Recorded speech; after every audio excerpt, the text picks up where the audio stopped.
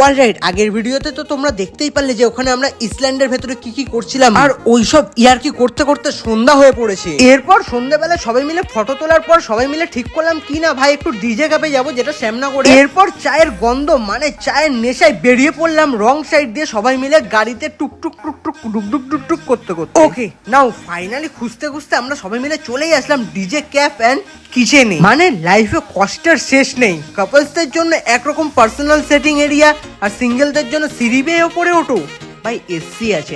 আমার সাথে দেখি আরেকটা ব্লগার এসে পড়েছে। মানে খবর পাই কি করে যে আমরা যে আমি মানে হ্যাঁ আমি কোথায় কখন কি থাকি আর কি। বাই দ্য ওয়ে মানে সেরা অ্যাম্বিয়েন্স, সেরা একদিন তো মানে গার্লফ্রেন্ডকে নিয়ে আসাই যায়, কিন্তু গার্লফ্রেন্ডটা কে কোথায় কে যাই না। দেখো সত্যি কথা বলতে এই যে অতটা মিষ্টি নেই যতটা তোমার ঠোঁটে আছে।